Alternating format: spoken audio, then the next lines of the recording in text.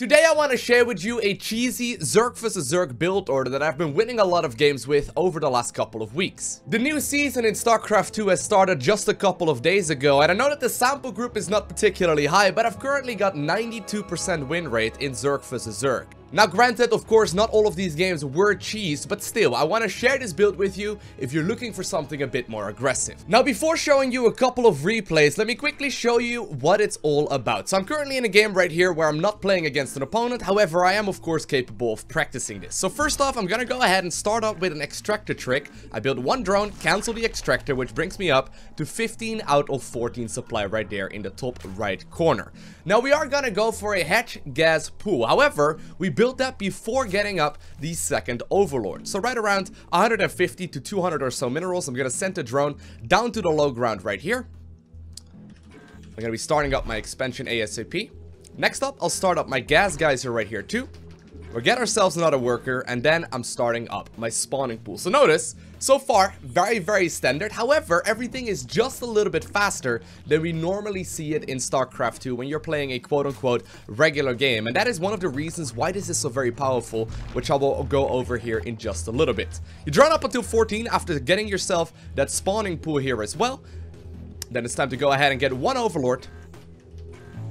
And then you just simply sit back and wait. So one of the things I do like to do is rally my individual hatcheries to the back of the mineral line. Because what we're going to do is save up a bunch of Zerglings and push right when Zergling speed finishes. Now, of course, this is very cheesy. This is something that will work in a lot of the games because it basically counters the current meta in StarCraft 2. Don't build anything right now. It may be very tempting to go ahead and do so. Don't build anything right now. The last thing and the last step that we'll need to do is pull the drones out of the gas at 100. So we can only start up the metabolic boost upgrade. We're not going to be following this up with any banelings here whatsoever. We'll start up the metabolic boost and we'll start up the Zerglings. Now the first two Zerglings I'm going to use for scouting. Now in this particular match, there's not actually an opponent that I'm playing against. So, you know, that is one thing to keep in mind. However, I'm going to be scouting with two sets of Zerglings. Once again, the entire idea being that I'm making this look like I'm playing a regular good old Zerg vs Zerg, where you generally speaking do use your first set of Zerglings for some scouting. But in the meantime, I'm adding on more and more links whenever I can. At 23 supply, of course, I will add on another overlord just to make sure that I'm going to be, you know, never supply blocked during this entire game. And I'm just going to simply queue on more and more workers.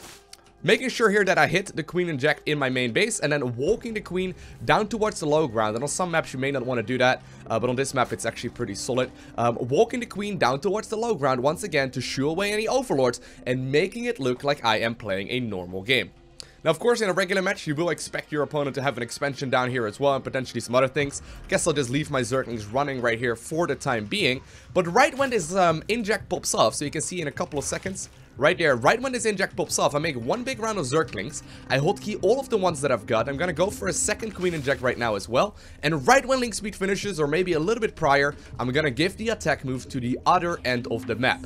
And that is literally it. So what you're looking for is to make your way to the other end of the map right around 3 minutes and 20 seconds with at least 30 Zerglings. So here we are in the replay of a game that I played last night. And I'm not gonna lie, I'm not doing this every single match, but I'm probably doing it in about half of the Zerg vs Zergs that I'm facing. Couple of reasons why. First off, I see the matchup a lot more often than I do Zerg vs Terran and Zerg vs Protoss on both the NA as well as the European server for some odd reason.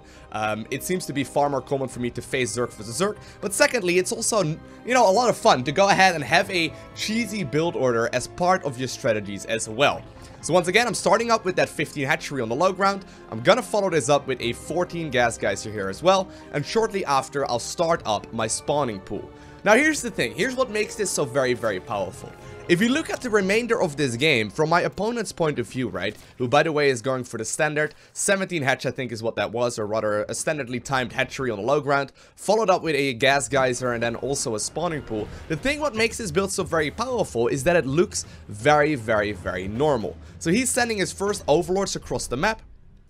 He's going to be able to see exactly what's going on. Now, this guy is indeed going to play something very standard here as well. Getting his first set of Zerglings out here at a very regular timing, going for those double queens. And in this particular case, he's even getting himself a spine crawler because he saw my first links move across the map. But regardless, my opponent arrives on the other end and he sees that there is indeed creep down. Now, there's really no way for your opponent to get, towards your end of the map any faster if he does not go ahead and drone scout. And drone scouting in Zerg vs. Zerg in general, it's pretty much unheard of just because it's a little, it's a little bit too expensive. If your opponent is going for cheese, say for example a 13-12, like one of the most aggressive build orders in ZVZ, if you're going for a drone scout, you may be able to see that it's coming, but you're also losing out on roughly 100 minerals right there, which you could have potentially had in the cost of the drone as well as the missed mining time. So usually people will not go ahead and drone scout, and that what makes this so very powerful, because he arrives on the other end of the map and he sees that I do indeed have an expansion, and look what happens, he cancels that spine crawler. So he thought that my first 4 Zerglings were early, which they most definitely were. However, by spotting the natural, he's like, oh, alright. I guess he just went for a pool into a hatchery instead of a hatchery into a pool. So I arrive on the other end of the map. My opponent actually made an awful lot of Zerglings, but here's the other thing, here's another thing to point out. My Zergling speed finished right here at 3 minutes and roughly 5 or so seconds into the game, whereas my opponent still got a bunch of time remaining on his. So if you manage to bait out any Zerglings out on a map like I do right now, they're gonna be a very easy bunch to pick up, and by killing those, I can already almost secure myself the victory. So here's what makes this so strong, right? It looks like I am playing a standard Zerg vs. Zerg. It looks like I'm going for a hatch gas pool, or maybe a pool gas hatch, right? Something along those lines. It looks like I'm playing something very, very standard. And even if my opponent would have, like, not cancelled that spine crawler here at the beginning, I would have easily been able to overpower him. And because it looks so very normal, in almost every single scenario, your opponent is not gonna expect this amount of Zerglings to pop out this early on into the game. Alright, another example game. Here we are back on Odyssey LE. So you go for that 14 extractor trick to get the 15th worker out. As soon as you can, at 15 supply, you get yourself the hatchery on the low ground. As a quick follow-up, you get yourself the extractor. You create 1 additional drone, then you go for the spawning pool, another additional drone, and at 14, you go for the overlords. And that's where the economy building is done. That's where you stop adding on any additional workers. Once the spawning pool finishes, you pull the drones out of gas, start up the metabolic boost upgrade, go for a single queen, use 2 Zerglings or 2 sets of Zerglings for scouting, and then the rest of them are rallied behind that mineral line. Now, what I did not anticipate when I first started going for this build is how powerful it actually is if your opponent is going for cheese. Now, in this particular instance, my opponent is not. I'm just trying to be a bit of a nuisance to him right here. But once again, right when Zergling speed finishes up, I will be moving out across the map. And actually, in this match, I'm going a little bit earlier, just because I can.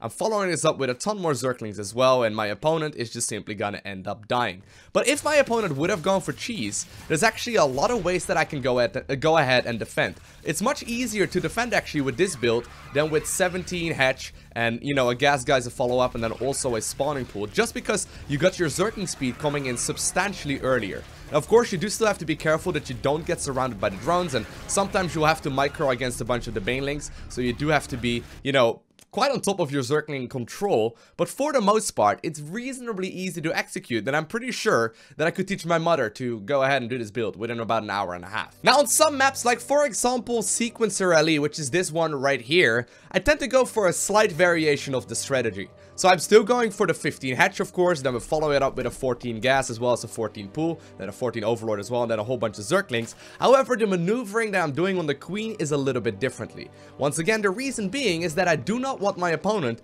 to spot exactly where I'm at. So on this map, I tend to build the next overlord a little bit sooner so I can spot these high grounds and shoo away my opponent's overlords so he has no idea what is actually coming his way until the very last moment. Since, of course, if he's on top of this ramp right here, he can just simply see what you're building out of those cocoons. You don't really want to have that happen if you, want to optimize the strat. So in this particular case, what I'm going to end up doing is still get the Zergling speed right from the get-go. I'm also going to get that queen ASAP.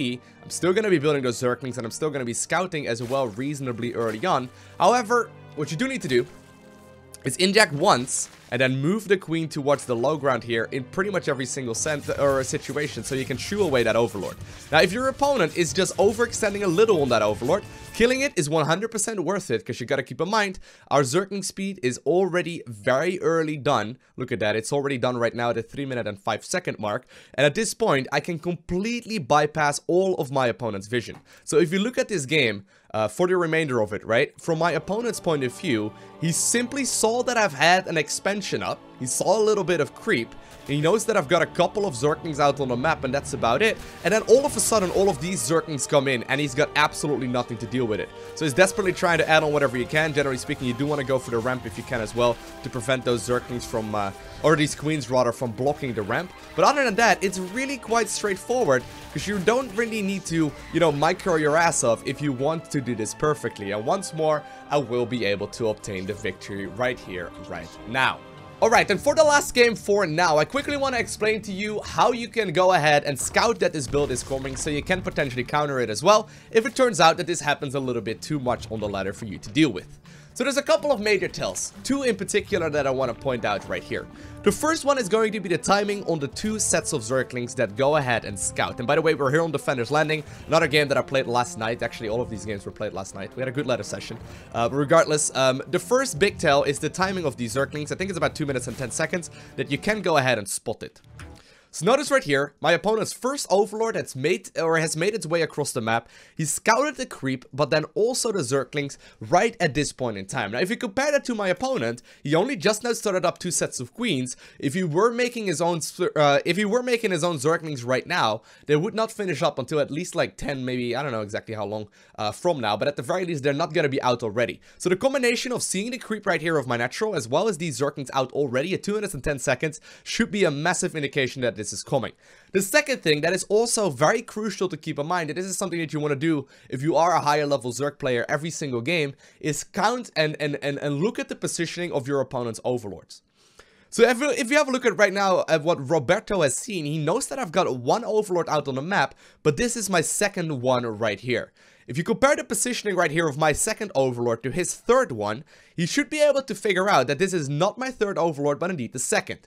His second overlord is out on the map right here. I don't think I've got a spot on that one, but in this particular instance, it doesn't really matter all too much. But you want to try and keep track of where your opponent's overlords are positioned and whether or not it makes sense. Of course, the first ones always come out at the same time because you start off with those. So usually you should expect them to arrive on the other end of the map around the same time as well. And notice right here, my opponent is indeed close to that rock formation, and so is mine. The second one, however, there shouldn't be a reason why there's an overlord right over here. That doesn't make any sense. So if Roberto would put 1 and 1 and 1 together, first off the creep, as well as the Zerglings, as well as the positioning right there of that overlord, he should be able to figure out that this build is coming. And that is one of the reasons why you don't really see this build at like the, you know, professional level of play, at the highest level of StarCraft 2. A build like this will simply not work because they will pick up on minor little tiny clues like the one right here. Now, if my opponent were to indeed, see exactly what's coming in, right? All he really needs to do is just simply make non-stop units. Since he will have 2 queens ready to defend and shortly after banelings and whatnot as well, all he needs to do is just simply make a lot of units. But we are counting on the fact that my opponent is playing a quote-unquote standard game in the current meta, which is indeed hatch gas pool into a bunch of Zerglings, into, a whole lot of workers for the natural and a quick third base as well. And because of that, we can easily simply overrun our opponents with just having a superior amount of units. Now, in some instances, you may notice here, I'm not microing this perfectly either, so sometimes the games do take a little bit longer, and my opponent will be able to get, some of these banelings out. You may need to do a little bit of dancing around in order to get the perfect engagement, but eventually, in particular, if you've killed your opponent's queens, which will pretty much always happen while they are still building up Zerglings, you can just keep on producing more and more things, and eventually, indeed, they run out of larva and you will still be able to overpower them. But, if you miss micro in the earlier part of the game, you're most definitely gonna have to focus on your, Zergling, baneling control, because oftentimes it just comes down to a whole lot of dancing. The more drones you kill, the better this is gonna be. Now, one, of course, a really important thing to keep in mind is that if you kill, say, 2 queens and like 3 workers, you're gonna be very, very far behind because you simply do not have the economy to follow this up with properly. Now, a couple of things before you jump on the ladder and you play this build every single Zerg versus Zerg, okay? First off,